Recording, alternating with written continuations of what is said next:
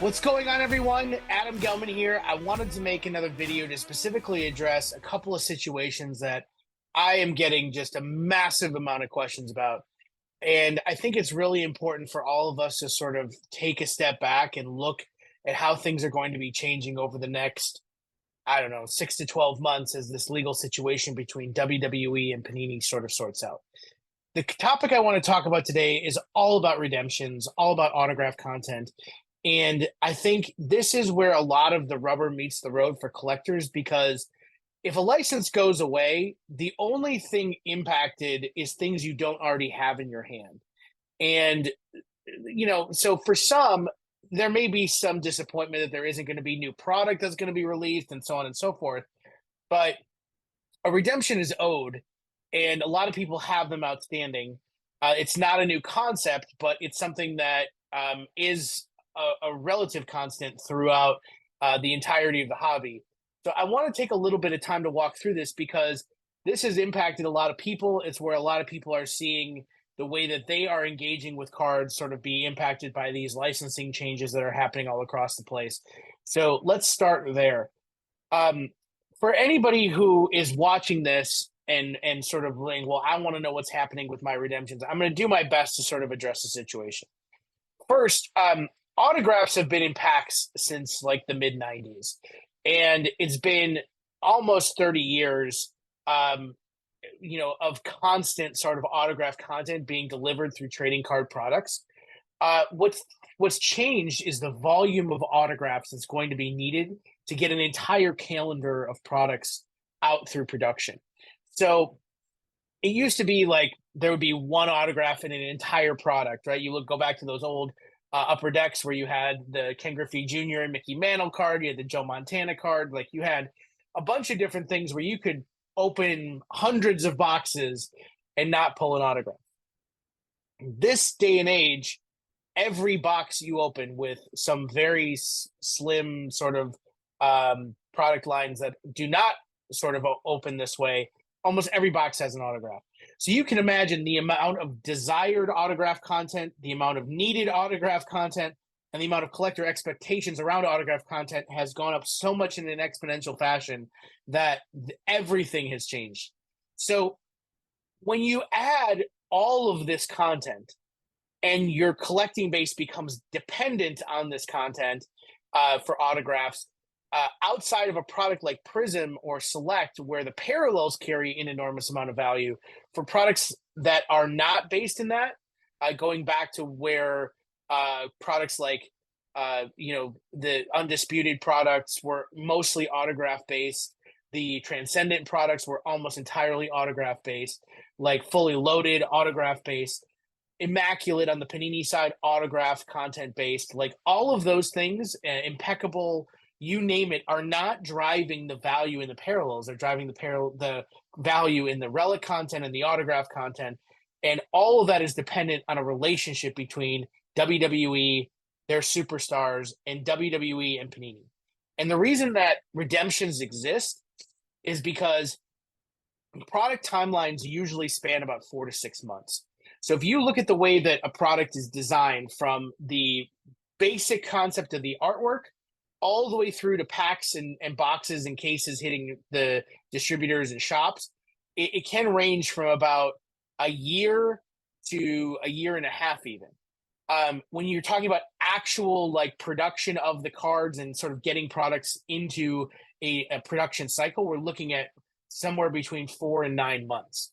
So you have 3 months of planning, 6 months of planning that all contribute to a number of different situations. And then there's execution periods that can range, a very short time frame to a much longer time frame.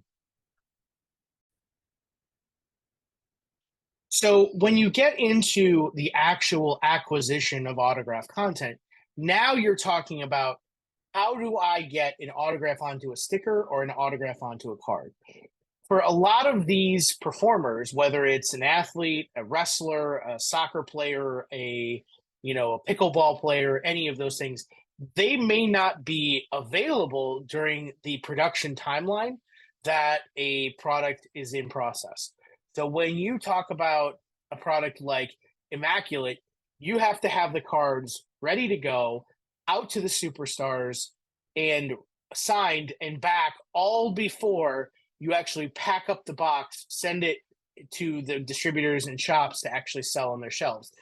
Now, that pack out process has a set date. Like there is a timeline and a process that goes through all of these different things. So you can imagine the amount of complexity that exists in getting one card signed and bringing that all the way through to an eventual eBay sale where it ends up in a collector's hands or in a pack where a collector will open it and keep the cards.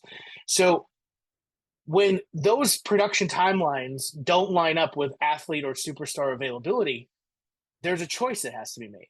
The choice is either don't have them on the checklist or put in a redemption, or in Panini's case, put in points.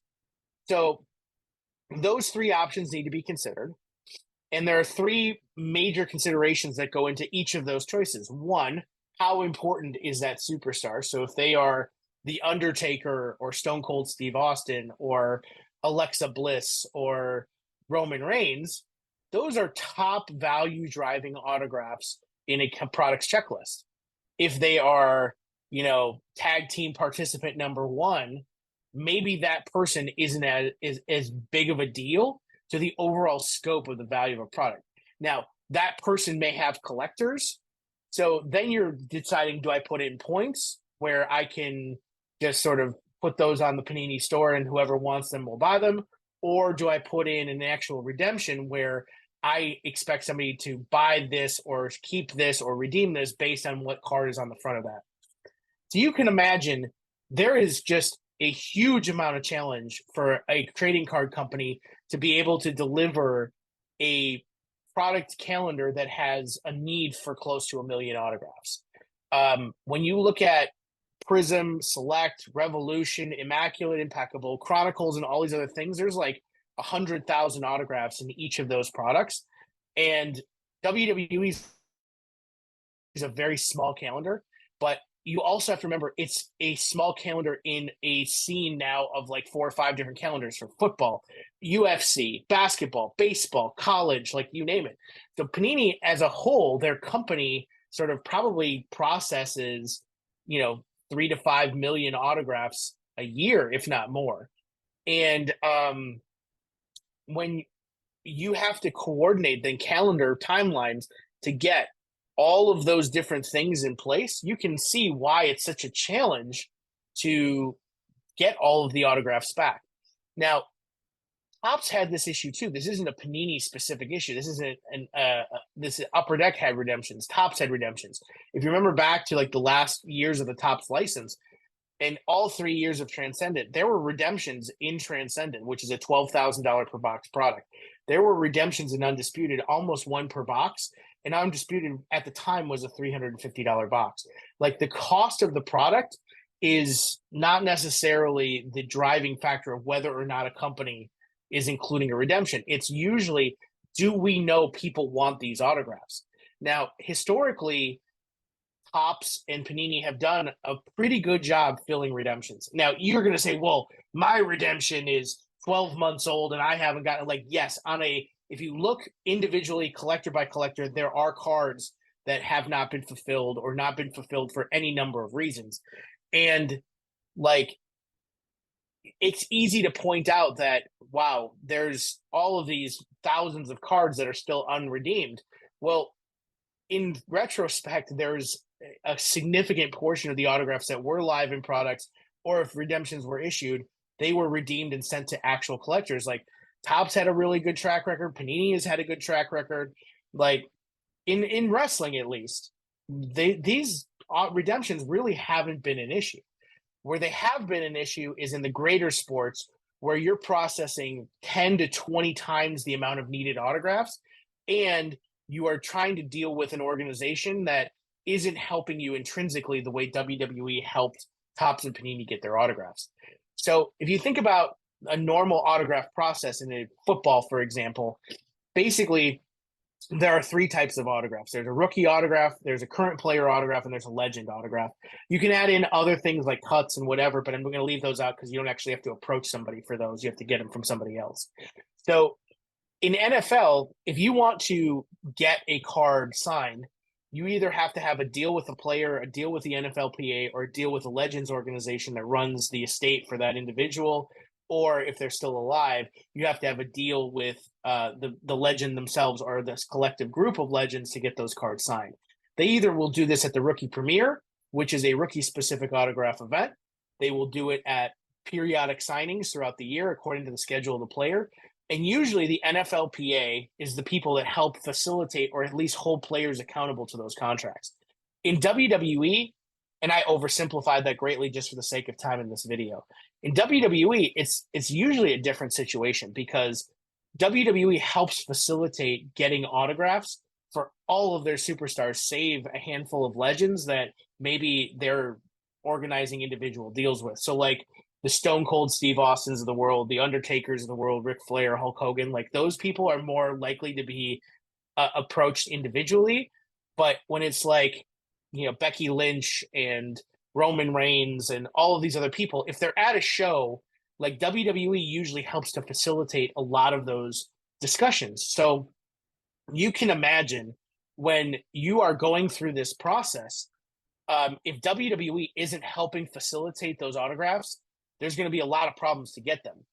Or if the wrestler is not at the show, it's really hard to get those autographs because then you have to rely on WWE to either put you in contact with an agent, an agency, or a group of individuals who can help you get those cards signed.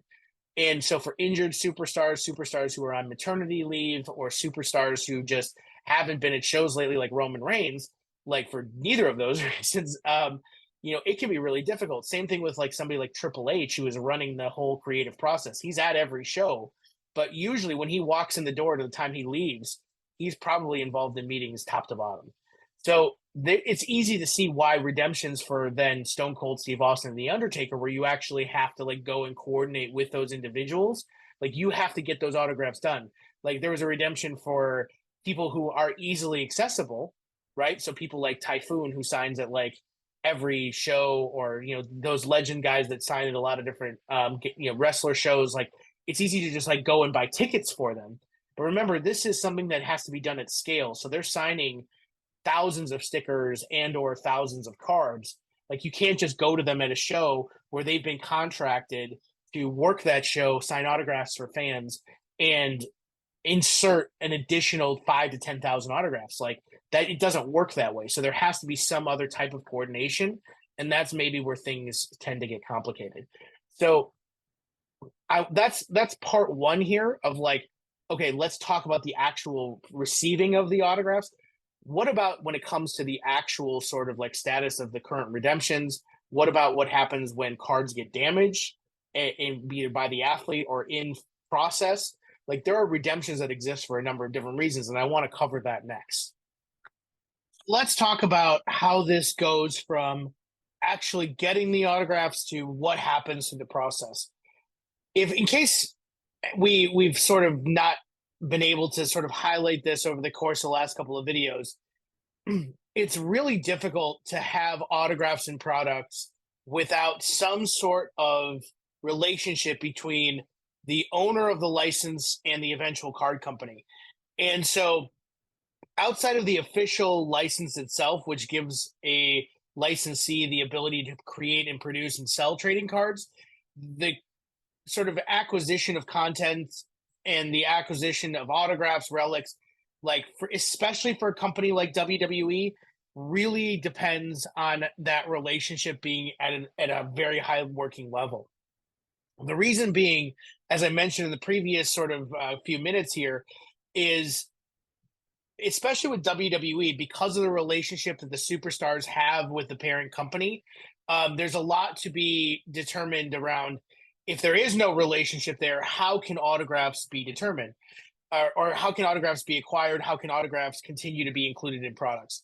And there's a couple of ways. One, it's possible that because of the amount of autographs that were signed in the original relationship, there could be a number of stickers that Panini has available to use. The second is they may be able to still get autographs through outside of WWE means. I don't think they're completely dependent on WWE to get them autographs. I know that relationship is helpful. So there's not necessarily a specific requirement, as far as I could see, in the trading card license document that requires WWE and Panini to work together to get the autographs. In previous situations, I've heard that WWE does like to limit the access to the stars themselves just because of the extreme schedule, the amount of work that needs to be done ahead of programming, and big show weekends like WrestleMania or Royal Rumble, where everybody is in town, everybody is there, including legends and family and so on and so forth.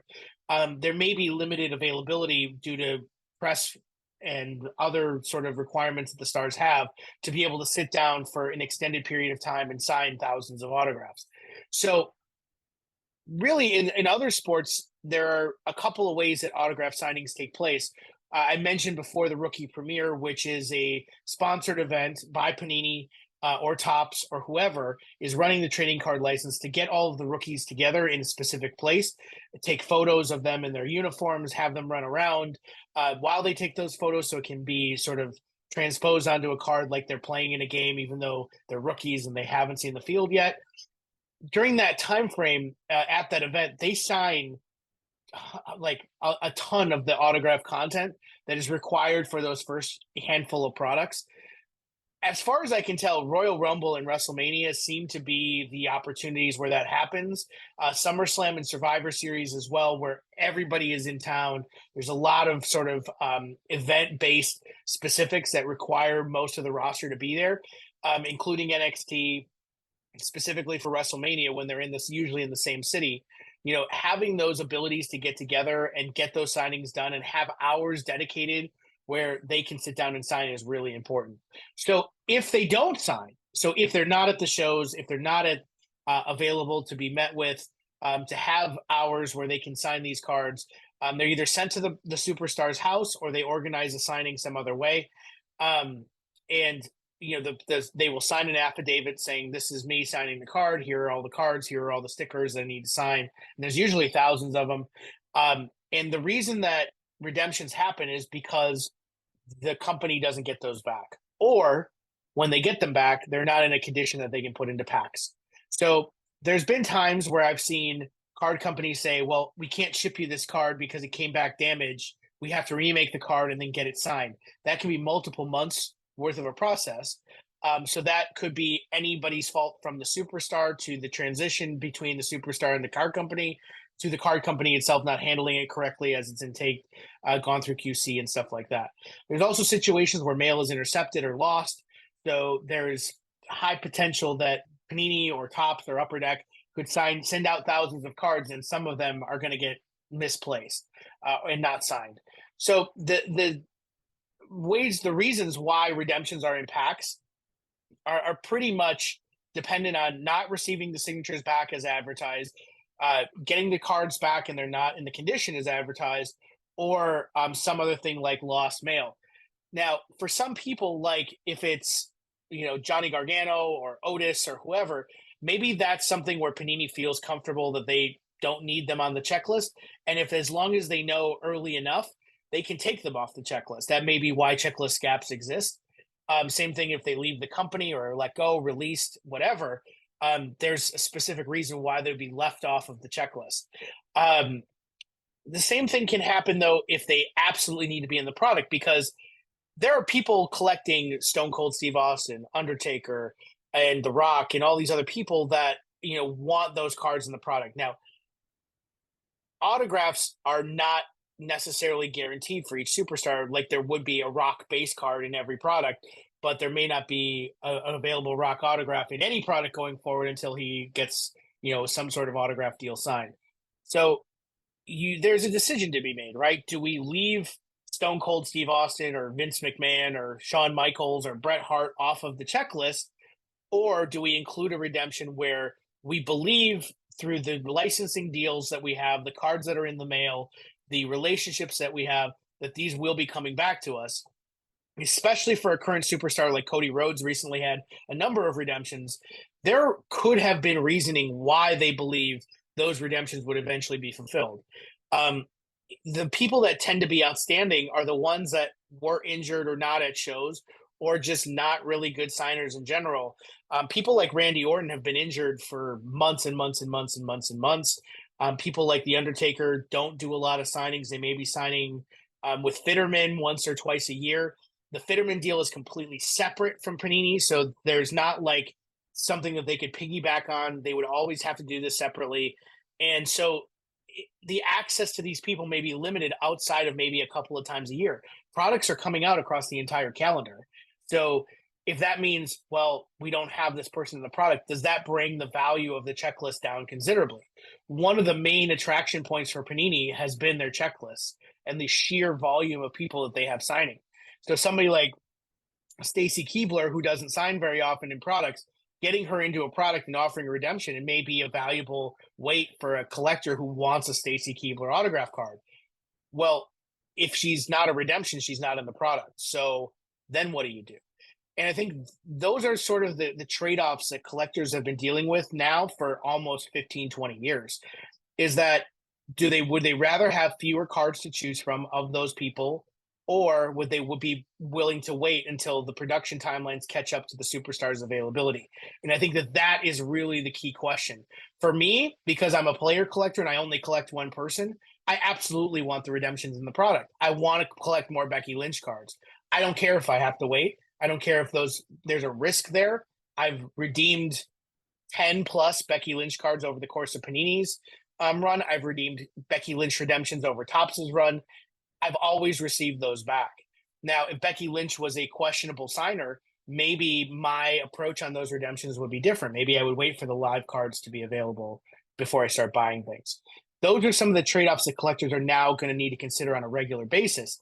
Because if you go back to the way that Topps was managing their license too, like they were issuing redemptions in Undisputed months before they knew the license was going to end. Same thing with people being released. Like there's no guarantee that Braun Strowman wouldn't be released when Topps released Undisputed with thousands of Braun Strowman redemptions across the product, right? Or hundreds, sorry. So you're talking about things like where do the risks exist and whether collectors should be aware of those risks as they are redeeming the cards. Now, personally, I'm not touching Panini redemptions right now unless I know the card is in their stock. So you can look on eBay, you can see if those cards have been shipped. From what I've seen and people reporting on Facebook, people reporting on social media, the card is in stock, it's being shipped. I received Panini redemptions last week from WWE. I knew that as long as the restraining order wasn't in place, it was denied. So all those redemptions went out. They're going to continue to go out as long as the cards are in stock. If the cards are not in stock and there is outstanding autographs to be delivered, that's where I think the risk is exponentially higher because there's no guarantee that they're going to be able to get that autograph to put into the product. Something like Elite is the next product on the calendar, but unless they have a ton of autographs on hand, there's probably still content that needs to be delivered. They're going to have a choice to make between putting more redemptions in Elite, or if it's already completed, rolling with the redemptions that were already going to be in it. So if you are opening boxes of Elite and when it eventually or potentially comes out, those redemptions are going to be a risk, right? You don't know if Panini's relationship with WWE is ever going to be repaired. Legally, they may be forced to repair it.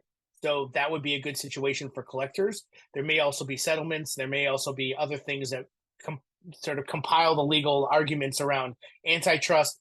All of those things are supposed to be sorted out in the next 6 months, likely, unless timelines get extended. So if you have a redemption pending for somebody like Roman Reigns or The Undertaker or Triple H right now, I'd say that there's a very, very low chance, unless something changes over the course of this litigation, that those autographs ever get filled. So the question's then, what options do you have? Right now, Panini still has an NFL license. Right now, Panini still has an MLB player's license. They have an NBA license for the moment. Like there are other things that you can trade that Panini does have in their stock that you could fulfill your WWE requirements with, as long as you collect those other sports. If you're like me and you only collect WWE and you only collect one person, your options may be significantly more limited. So the options then become, do you wait, or do you just kind of come to the understanding that you're out of whatever it is that you pulled from that box, or you're out the ability to get that card in the future? That significant situation is where a lot of collectors are angry, and rightfully so. Legally, Panini has already established precedent that through the redemption process, they're not required to guarantee you the card on the front of the label. That that applies to Topps and Upper Deck as well. Like there's been litigation already in place, I believe, and I could be wrong. You should go follow Paul Lesko. He's covered a lot of this in his feed, like how redemptions as a process exist. So yes, there is no one answer to this question. And if you see a video where people are constantly bashing Panini's redemptions or continually bashing the redemption process, it's likely because they've had a negative experience with the redemptions, as a lot of collectors have. And honestly, it's not surprising that collectors would be upset that redemptions aren't getting filled, because in reality, that is a promise, theoretically, maybe not legally, that they've made to you that's an IOU, right? So they owe you that card. But if they have no ability to fulfill that, because the license was terminated 2 years early, I mean, that's kind of out of their control as well. That's not an excuse, but it's something that, we should be questioning why Topps, is taking over, why Fanatics is pushing for Topps to take over, knowing that this is the situation the community is being going to be put in. And I think that for them, it's a business relationship. For Panini, it's a business relationship. Their goal is to make money. It's not to make friends. So when you look at the ability for a business to continue to generate funds for their revenue with or without redemptions, they're going to choose with, because it gives them an out. And that's just the way it's been for 20 plus years now. There's been redemptions across every product. I don't think there's been a redemption free product in a number of years. There have been redemption free products out there. There have been redemption free products for wrestling, a lot, but across the entire hobby, Topps issues thousands of redemptions. Panini issues thousands of redemptions because they recognize that more times than not, they're going to be able to fulfill those cards. And as collectors, we have to be able to take the understanding that there is a risk every time we enter that code, both because there's legally established precedent from what I understand, but also because the player just may never sign. And that's not something that Panini can control all the time. That's not something Topps can control. They would like to fulfill every redemption. I can guarantee you that if you went to Panini HQ or Topps HQ and you said, if you could have the opportunity to fill every redemption, everybody would give you an overwhelming yes. That's a no-brainer. But this is the real life. This is not the way that it goes down. So as collectors, for people out there like me who have redeemed 10 plus Becky Lynch cards, including a redemption I paid over $3,000 for coming out of Transcendent, like, there was a chance I didn't get that card. I didn't get that card for a year after the product. So I was in a waiting time frame with Topps for a very, very long time. I eventually got the card. There was a chance I almost didn't, because Topps had identified that specific card that I was waiting on that I paid $3,000 for. Plus, like, they identified it as damaged. So they weren't going to ship that card to me unless I called them and talked to them. So there is a communication responsibility that the companies should have. Unfortunately, customer service across all the card companies has never been a strong point. Whether it's Upper Deck, Panini, Topps, they've all had major, major issues when it comes to customer service. So collectors as a whole should know better than expecting everything to work out perfectly. Like, you should, as a collector, assume that this is a business relationship for Panini. It's a business relationship for Topps. They're going to do everything in their power to get you the card, but it's not always their call. It's not always a reality that they can exist within. So it's a risk that you have to understand every time you enter that code. And if you get frustrated, if you get angry, that's perfectly acceptable. I mean, you're out money, you're out a card that is owed. But to expect that everything is going to be perfectly operated or just remove redemptions from products, I don't want to be in a hobby like that. I would love to have the opportunity to collect my player, my cards, my teams, even if they can't sign on the production schedule that is required for them to be in that product at live pack opening. Like, for me, I've come to understand redemptions is a necessary evil over the last 20 years. Like, I've redeemed 150 plus cards over the course of my collecting experience. I have gotten all but 3 of them. And one of them is a Cody Rhodes I'm still waiting on for WWE. So specifically for Topps, when Topps didn't fill cards, like, I was able to get replacements. They weren't always great replacements. Topps is notorious for sending terrible redemption replacements. For Panini, it was either a choice of some product through the trade-in program at the National that everybody has access to, or it was something that I was given points or whatever, sometimes without my consent. That happens, but that's only happened twice or three times for me over 150 different redemptions. So theoretically, if you play your odds right and you know who signs, who doesn't sign, who's likely to get done, like if there's 10 autographs on a card and three of them haven't signed, that's a lot of them that still have to get done. But if it's one autograph from somebody who is in literally every product, that's a risk that most collectors are willing to take. So all I'm saying is redemptions in some cases are going to turn out to be a negative situation. It's just the way it is. But most of the situations that I've been a part of, and I'm talking about 100+ situations, all of them have gotten filled. Some of them have had long waits, but I've ended up with the card. Some of them are the most prized cards in my possession. So without a redemption, I would not have had the opportunity to get them. And I think that that is a huge plus for a collector like me. And that's why I'm not as black and white when it comes to redemptions. There are people out there who say, if it's a redemption, I'm not touching it until it's live. That's fine. That's an approach that person has decided to take, and that's not a bad one. But for me personally, I know where the risks lie because I can look and see, okay, Bret Hart has signed 10,000 cards over the last 5-10 years. He's literally in every product. The chance they get another Bret Hart signing done is pretty high. So unless these cards were irreparably damaged or can't be reprinted, I'm getting that card. It's an assessment of risk. So take that as you will. Currently, again, I'm not sure where redemptions will sit with Panini given the relationship with WWE being what it is. Two companies in litigation with each other usually don't communicate very well. So I think we're going to be in for long waits here. But there could be situations in the future where those autographs could work out. So don't give up all hope yet. But I wanted to do this as an educational video for people because this is really the source of all the questions that I've been getting, is what's happening with my redemptions. And the answer is, I don't know. We're going to find out over the next few months. But I can say that there's a reason why those redemptions exist. And there's a value to collectors like me who want them to exist, even if they take a long time to fulfill. So it's not always black and white, but that's the way I wanted to explain it. And I think that when you take a more balanced approach at looking at these from a business perspective and looking at these from a sort of operational perspective, it can change your viewpoint on how these things sort of sort out. Now, you may just say like, hey, they owe me the card, I'm out a bunch of money. That's a completely fair reaction. But it's also something that, most of the other times it is probably getting done. So it's just a matter of maybe you're the one-off situation and it's very unlucky. And that's just the way the cookie crumbles, unfortunately. I hate that it's the way that it is. I wish everybody was always available to sign 5,000 autographs and get every autograph and product, but it's not always that way. So, all right. Thanks, everyone. Hopefully stay tuned to this channel. We'll have a lot more to cover on the legal proceedings and a lot more other things and subjects to cover. Got a couple more videos and panel discussions scheduled for this month. So excited to bring Halloween and other fun stuff to WTC over the next few months. Thanks, guys.